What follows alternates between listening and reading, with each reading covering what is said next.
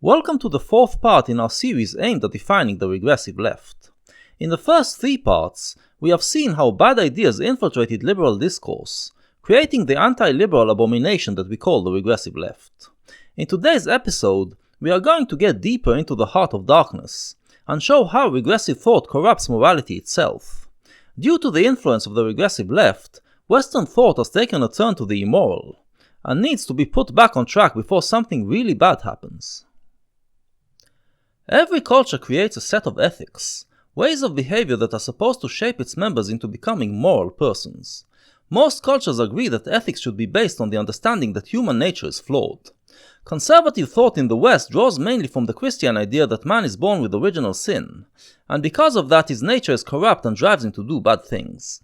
Conservative ethics are therefore based on the repression of human nature, either by means of legal restriction, or education that teaches humans to repress their natural urges. Conservative thought is usually suspicious of human ability to behave morally without these repressive means. Liberal thought, on the other hand, does not see human nature as sinful. Human nature, in liberal thought, is neither good nor bad. Humans are flawed because we evolved from the apes, so we have animalistic urges. These urges can drive us to do bad things, but they can also drive us to do good things. The sexual urge, for instance, demands satisfaction, and it can be satisfied in a good way, a way that brings pleasure to our sexual partner, or in a bad way, as in the case of rape. The aim of liberal ethics, then, is not to repress but to sublimate the urges, to learn how to direct them in positive directions. Progress, according to liberals, is achieved through creating a culture that better sublimates our animalistic urges. Then there is the radical left, which, as we've discussed in part 1, believes that human nature is good. The radicals deny that our bad deeds are caused by a flawed nature, and believe that they are the result of having our nature twisted by the crooked social systems that man has created. This idea preceded the realization that humans evolved from apes, and should have been put to rest once that discovery has been made, and yet it persists. And so, the ethics of radical leftists is not aimed at sublimating human urges. They believe that in the current system, we cannot possibly act in a moral way. So, just like the conservatives and even to a greater extent, they advocate suppression of human behavior. That is one side of the radical ethics. The other side is using all possible means, including immoral means, to bring about the perfect system, believing that this will liberate humans to act according to their nature, and thus become moral. But as we've discussed in the previous chapters, the regressive left is a curious case of the radical left. It does not overtly hold the position that human nature is good, but it is still unknowingly being driven by it. On the surface, regressive thought seemingly contends that there is no such thing as human nature, and that all of our urges are the result of a social construct. So while liberals see the urges as something biological which culture should then refine and shape, regressives maintain that the urges are created by the culture we grow up in. They essentially deny that humans evolved from apes and have urges like any other animal. This view that sees humans as devoid of nature, and regards human behavior as completely shaped by culture, characterizes what is known as postmodern thinking, which we will discuss in future episodes. But that view alone is not enough to turn you into a regressive leftist, because regressives, as we've discussed in part 2, also hold the notion that society should have complete equality, and that such a society will have no violence, meaning that deep down, regressives do believe in human nature, and that they still hold on to the radical leftist idea that human nature is good, and will manifest its goodness if we only lived in a perfect system. The combination of these two conflicting views, which they alternate between according to convenience, is what characterizes the regressive mind. To illustrate, we shall focus on the subject of rape. In conservative societies, the idea is that men cannot control their sexual drive, so the responsibility to prevent the rape is put largely on the women. Women are demanded to dress modestly, to have limited contact with men, and to not behave in sexually suggestive ways. When rapes occur, these societies tend to blame the victim as much as the perpetrator. These societies also tend to legitimize some cases of forced sexual relations, such as when a husband forces himself on his wife. Liberal societies, on the other hand, put the responsibility entirely on the rapist, and work to train men to control their urges and respect the woman's will.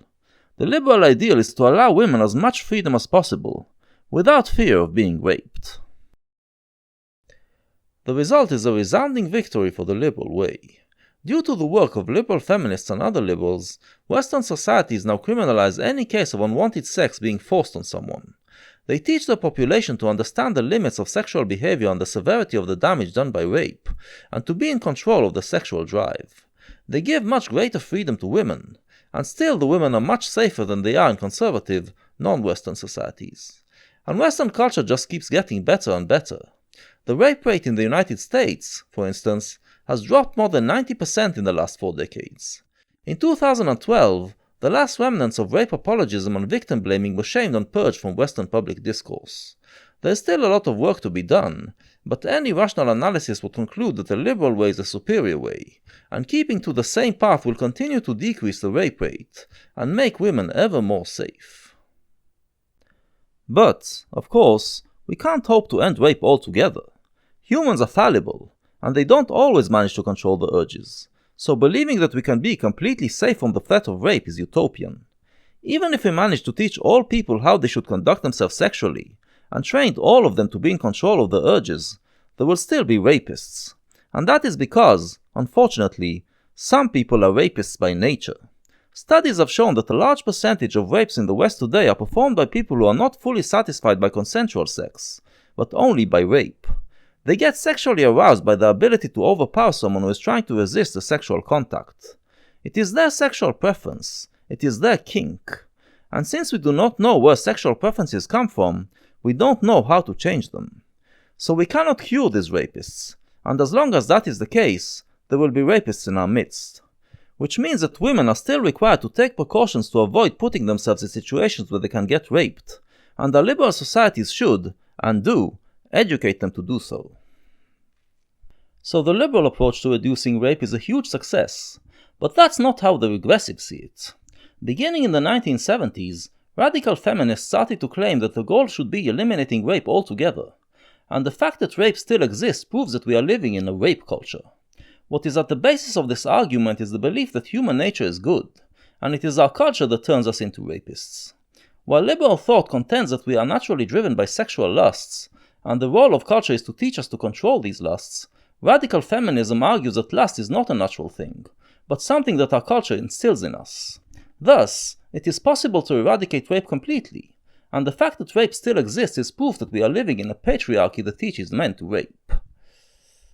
One of the arguments feminists use to justify this conspiracy theory is a piece of sophistry that revolves around the people I mentioned earlier, the people whose sexual perversion is that they need to overpower resistance to be sexually satisfied. Radical feminists have detached the actions of these people from its sexual nature, and focus only on the element of power, claiming that this shows that rape is not about sex but about power. The sexual part of rape, they theorize, is just a way for men to assert their power of domination over women, and thus to maintain the patriarchy. This theory is evidently false, since rapists will always assert that sexual satisfaction is their main goal, and the use of force is just what they need to achieve that satisfaction. Nevertheless, this ridiculous theory has taken root in feminist thought, and infests academic writing on the issue.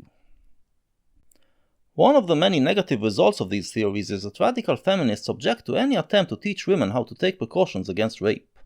Since they regard rape as something that is created by the culture, and hence could be eradicated if we only change our culture, they don't think individual women should assume any responsibility. To them, this is a form of blaming the victim, which distracts us from the thing that we should really be doing, which is to destroy the patriarchy that rules Western culture. As is usually the case with radical leftists, caring about the individual is cast aside as irrelevant, because the only thing that matters is the revolution. I've coined the term feminist creationism to define this way of thinking. Feminist creationists essentially deny evolution, deny that humans evolved from apes and are thus driven by animalistic urges.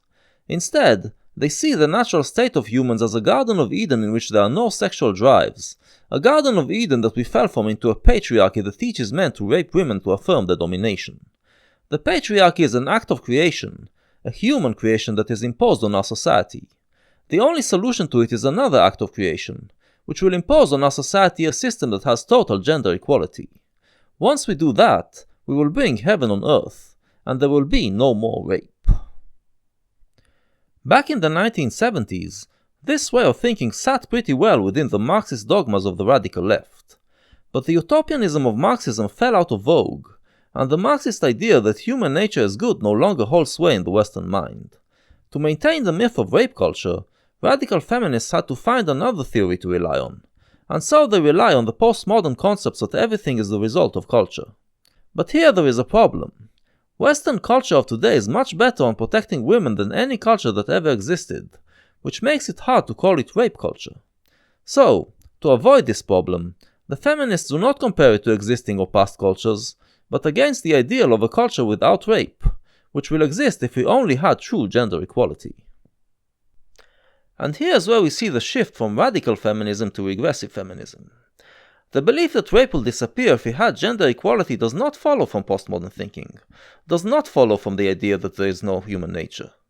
It follows only from Marxist thinking, which sees human nature as good and blames all bad deeds on inequality.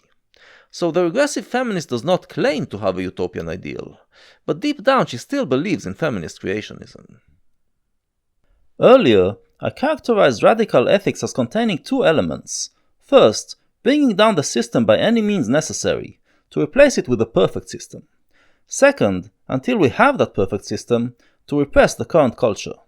Regressives no longer advocate for the perfect system, but they are still comparing our society against it, so they still believe that the current system is twisting our minds, and that our behavior should therefore be repressed. And since they are leftists who believe in progress, yet have no idea of utopia to progress to, the only direction left for them to progress in is that of an ever-growing repression. The regressives spend their entire time trying to find things that are problematic about current society, things that should be repressed. If you dive into their logic, you realize that they have a new ideal of a perfect society, and that is a society where everyone is repressed to the point where they don't offend anyone. And so they represent an attitude that is more authoritarian than the worst kind of conservative attitudes. Thus, they have become an enemy of liberal society. Now, some feminists claim that what I've just portrayed is a mischaracterization of what they mean by rape culture. Rape culture, they say, is merely the name given to certain cultural norms and preconceptions that still remain in our society, which legitimize or trivialize rape. I agree that such norms and preconceptions do exist, for instance when it comes to rape in the prison system. But that does not justify branding Western society as a whole as a rape culture. We should simply see it as lingering problems in our imperfect society, and continue the liberal project of trying to reduce these problems. It is only when you are driven by a utopian view of society, and believe that it can be perfect, that the term rape culture makes sense.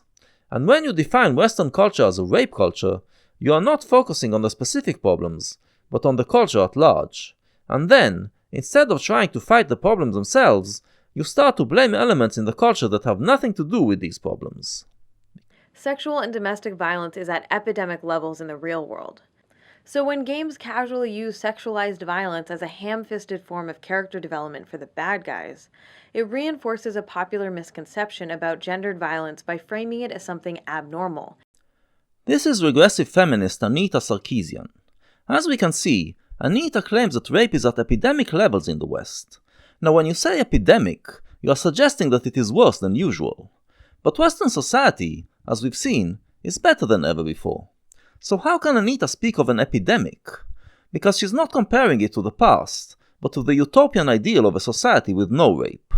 However, once you use the term rape epidemic, as regressive feminists often do, you make it seem like there is something specifically wrong in today's culture, something that made it go worse.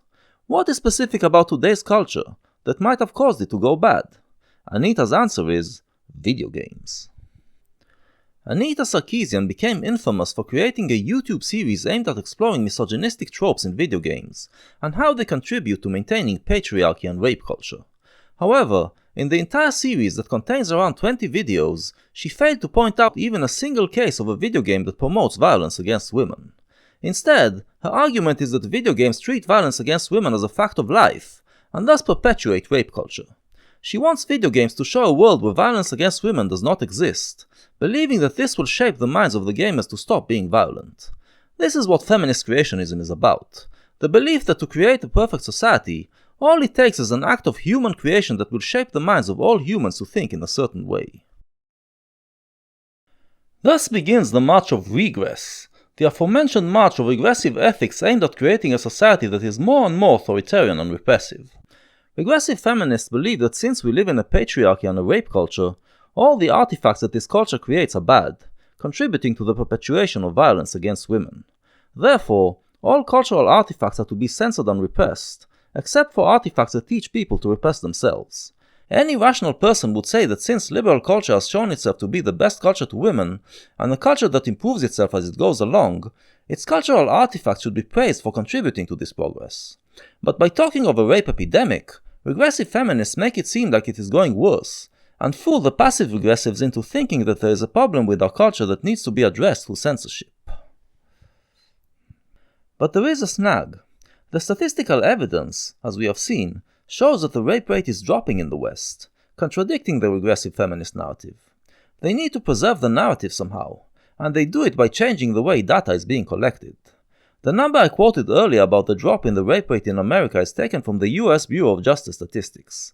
Now, it is well known that a lot of rapes go unreported to the police, so the Bureau of Justice doesn't go to the police for its data, but surveys women directly and asks them if they have been raped. That, however, is not enough for regressive feminists, since they believe that women's minds are also shaped by rape culture, so many of them don't know what rape is. To collect their data, then, regressive researchers ask women about their experiences, and decide for them if they have been raped or not.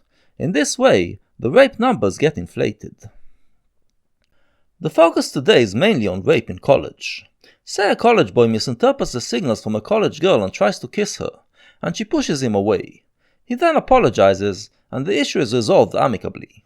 The girl doesn't feel like she was assaulted, but when asked in a survey if she was ever kissed against her will, she answers affirmatively. According to the criterion used by regressive researchers, this will count as a sexual assault.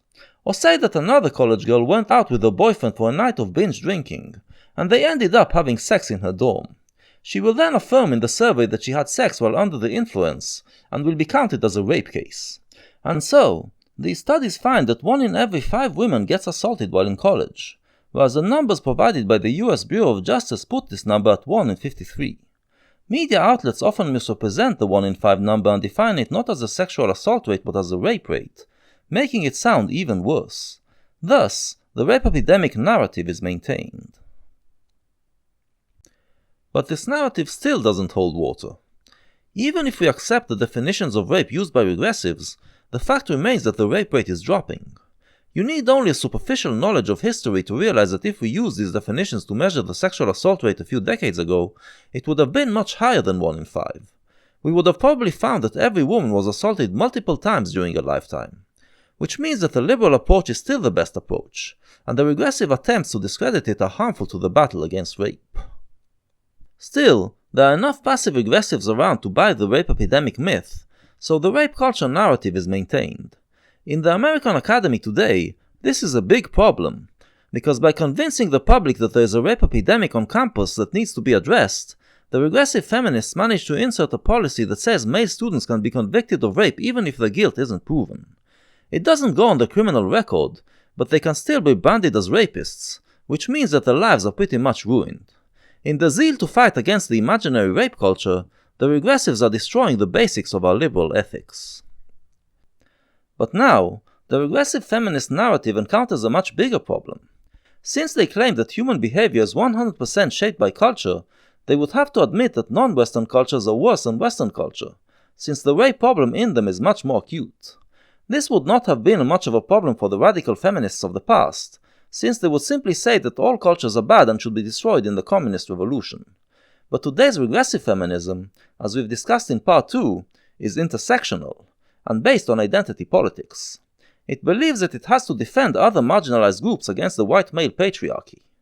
How can regressive feminist thought square the idea that it needs to defend these non-Western cultures from the evil Western patriarchy with the fact that they are actually much worse in protecting women? There are several ways in which regressives deal with this problem. One way is to point out the so-called rape epidemic in the West, to show that our culture is no better than other cultures.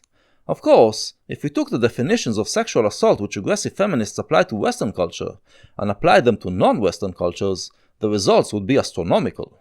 But when discussing the other cultures, regressives will use the definitions that these cultures use, and so they get a lower rape rate, and can pretend that the cultures are basically the same. Thus, they can say that we should focus on fixing our own culture, and that allows them to dismiss any talk of other cultures.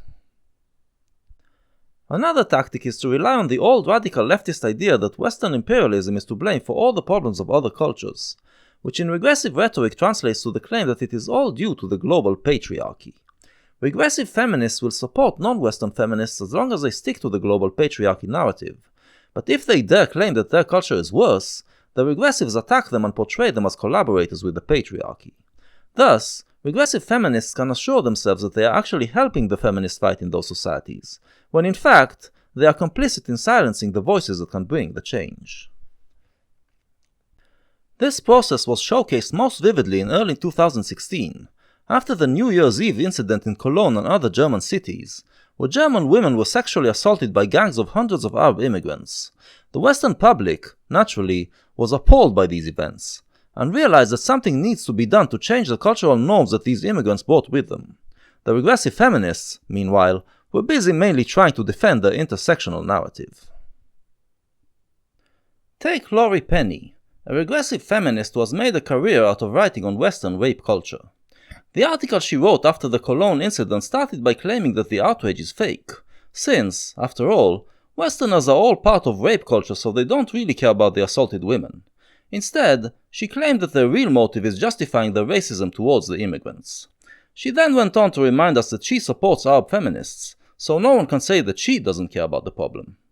Thus, Penny manages to retain the regressive narrative, and the self-perception she has of herself as holier than the non-feminists. The liberal approach is that since we have proven that the liberal way is superior, we now want to help other cultures adopt it. We therefore pressure conservative societies to reform their attitude to women, and support the reformers who are trying to change them from within. But regressives are not part of this process. Because of their conflicting and self-contradicting views, their moral compass just wavers in every direction, and they can't form a coherent approach on this issue. As a result, they are a hindrance in the fight for women's rights in conservative cultures. To illustrate what I've just described, and show how the regressive moral compass is broken, let's go to Regressive Central, aka the Young Turks. Those who just recently started watching TYT may be surprised to hear this, but they weren't always so regressive. They were passive regressives, and held some liberal views. The deterioration of the show into full regressive mode was a showcase to what happened to large parts of the left in recent years. Here they are in the beginning of 2016, talking about the Cologne New Year's Eve events. Anna Kasparian, as we shall see, is still talking like a liberal. But I really want everyone to keep in mind that this is not a representation of all Muslims. However, when you come from a culture or a country that believes women should be covered, and if they're not covered, then they're asking for it, well, some chunk of those people are going to carry out acts of violence like this. It's really a huge cultural difference that needs to be addressed. So Anna brings up the cultural differences, the fact that the attackers come from conservative cultures that are not compatible with our liberal ways. That's the liberal position, but the three other people on the panel are more regressive than her, and they are uncomfortable with this line of reasoning. But you have to also not convey that because of who these people are, that this is why it's happening more. Right. I'm sure there's been plenty of assaults in Germany before this. This was a mass when it was New Year's Eve, maybe it was easy targets, all that type of stuff happens. So you can't just assume that just because this happened here, now this will end the problem. Because then if it happens again, what else do you have to do next? Right, so I just want to elaborate on what I said earlier. I apologize because I forget which European country it was, but there was a European country that we reported on fairly recently that is, of course, allowing Syrian refugees to come in, but when they come in, there's a very, I think, fair education program that they have to go through. And the education program is basically getting them accustomed to the cultural differences in this European country. Mm-hmm. The first challenge is that it wasn't due to culture, but just an incident involving some drunk men, which can happen in any culture. Anna, though, sticks to her guns and talks about the need to teach the immigrants our Western ways. So sexual assault and rape, I'm not a sociologist, so I don't know. All I know is pretty prevalent in all societies, right? I mean, look at the Catholic Church, right? Look at that, what happened, just raping kids and covering up, and at the very top. And these aren't just morons on a street on New Year's Eve, right? So Jimmy Dore chimes in and brings it back to the claim that all cultures are morally the same. Actually, He hints that Western culture is worse, because here it's an institutional problem, and not just morons on the street. So, in fact, the Kaiser Foundation said that they did a survey. 1 in 5 women will be raped or attempted raped while they're in college. Right. Oh, it's an epidemic on college campuses. So all of a sudden we go, blah, blah, blah. But we have a big rape culture problem here in the United States, right? What's interesting is the same people that demonize all Muslims are also the same people that look at the rape issues in this country and they deny it. They deny that we have a rape problem in this country.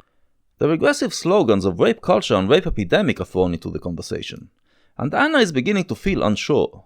She tries to show her aggressive friends that she's on their side, and not with those who are supposedly just pretending to care about the women so they can attack the immigrants. So with 1 in 5 saying they've been assaulted or raped while they're in college, most of the assaults, they say a lot of them go unreported, right? Because people don't want to report them, A, because they know the person or they were drinking at the time, or because they'll be demonized and what have you, and they're shamed by it. So it's probably even higher than that. There's really no way to gauge.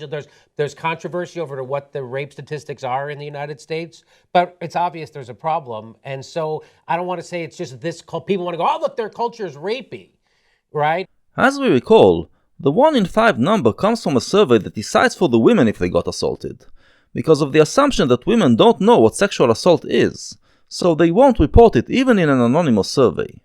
But Jimmy knows 2 things. He knows that 1 in 5 women gets assaulted, and he knows that many assaults go unreported.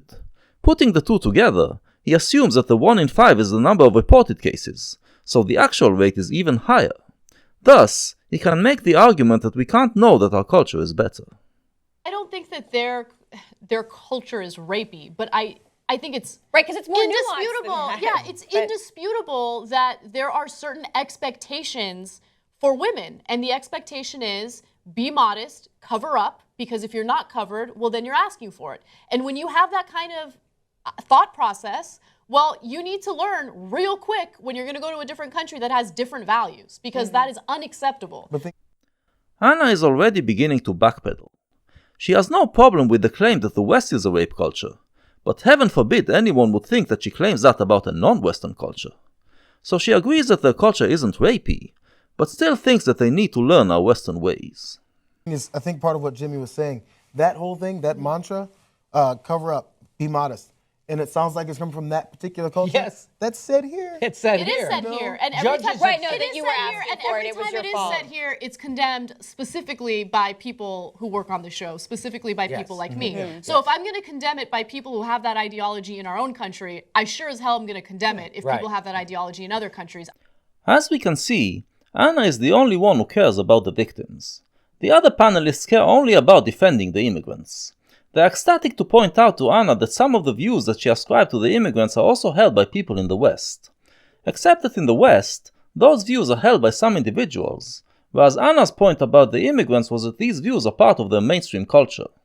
But Anna fails to point out this false equivalence, because she is already terrified. Terrified that people will think that she is a racist. She resorts to virtue signaling, reminding us that she is against it when it's done in our culture, so she must fight it in other cultures as well. But in that, she basically accepts that there is no difference between the cultures. I want to look at this, at what happened in Cologne as a larger, we're talking a global patriarchy issue, right? Where women are treated like property, and depending on what they're wearing, there's all sorts of judgments made about what they're inviting sexually. Yep. Now that we brought Anna to heel and established that all cultures are morally the same, we can blame the global patriarchy. And we are the good guys here, because we are the ones who have been fighting the global patriarchy all along. But this story is so frustrating because I think we all know, and Anna, what you were saying is that it's going to be used as a cudgel to sort of like beat the same old drum of racism and bigotry about the people from the Middle East that are these refugees. So now that we've established that, we can go on the attack against these Western racists who claim that there is a difference between the cultures.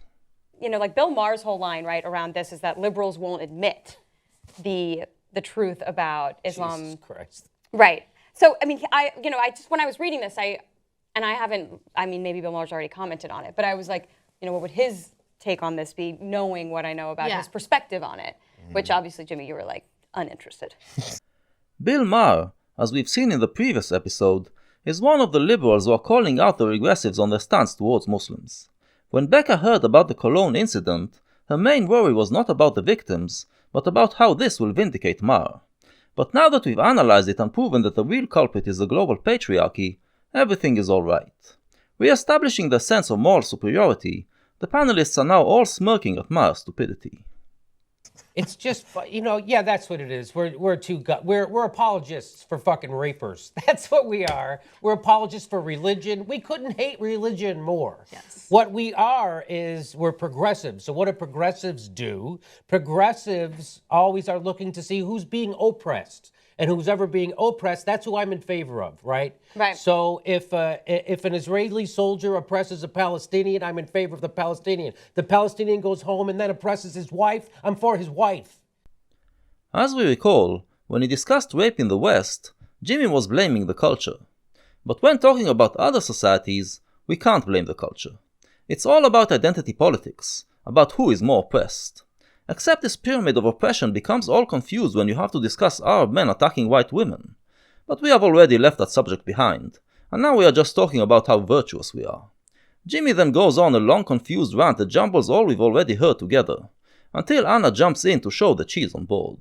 That's a good point. And I think it's important to also be able to differentiate between the fundamentalists and just mainstream Muslims, mainstream Christians. I mean, I would never use fundamentalist Christians as the representation of all Christians. Sure. Right? Except we weren't talking about fundamentalists, were we? No one claimed that the Cologne attacks were inspired by religion. The argument was about culture. But our aggressive panelists have long forgotten all that, and bring the discussion to grounds that are more comfortable to them. Exactly, Yeah. right. So, we're against fundamentalism. There are different interpretations of the exact same religion. And so to use the most extreme examples as a representative sample of an entire religion, I think, is beyond unfair, regardless of what the religion is. It could be Judaism, it could be Christianity, it could be Islam.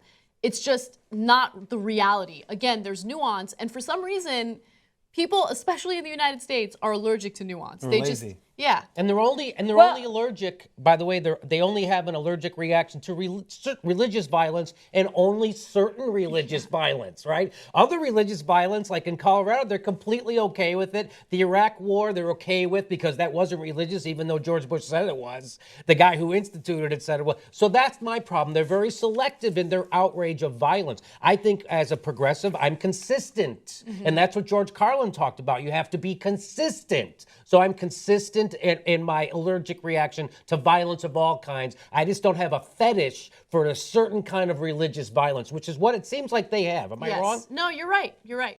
And so, at the end of the video, the liberal totally capitulates to the regressives. That period of time marked the beginning of Anna Kasparian's transition from a good-natured, fairly open-minded, likable liberal into the neurotic, mean-spirited, regressive demagogue that she is nowadays, and the entire channel went along with her. This notorious Young Turks video is a perfect showcase of the dynamics of regressive left discourse. It shows them incapable of dealing with the moral problems of our time. Some issues require a tough moral choice, as they offer only bad solutions. The moral solution in such cases is to choose the lesser evil, and you feel like shit when you make that choice, but it is the right thing to do. Regressives, however, prefer to leave it to others to make the tough choices, while they sit on the sidelines and criticize their immorality, so they can feel righteous. They use ideas from different schools of leftist thought, choosing the idea that is most convenient at the moment, but they use them not to offer a solution but to bolster their self-righteousness. And they intimidate the passive aggressives into agreeing with them, and joining them in silencing anyone who tries to have an honest debate. The video began with Anna trying to deal with the problem, and ended with her joining in the chorus of self-praise and condemnation for those who try to offer solutions. What about the victims of the attacks, and the women of Germany who are now living in fear? Fuck 'em. Dear regressives, understand this. You are immoral. When you avoid making tough decisions so you can live in a bubble of self-righteousness, you are running away from the fight and leaving it to others. If you are a good person, then you should join the fight and help your society make the moral decision. When you run away from the fight, you are not remaining morally pure, but you become complicit in every immoral decision that your society is making. I have shown that the ethics of the regressive left are based on an ever-growing social repression, which they confuse for progress. Thus, they are joining forces with conservatives in the battle against liberals. But it is even worse than that, because by their distortion of liberal ethics, they are opening the way to ethics that are much worse than conservative ethics. By adopting the radical criticism of Western society, they are giving legitimacy to those radicals who believe that they can use any means, including immoral means, to bring the revolution. By adopting the postmodern idea of moral relativism, they are hindering our ability to pressure other societies to reform. And by adopting identity politics, they are giving preference to the worst kind of ethical systems, just because they are held by allegedly marginalized groups. In that, they are undermining our liberal values, threatening to reverse all the progress that liberal ethics have brought. And that is why they are the regressive left.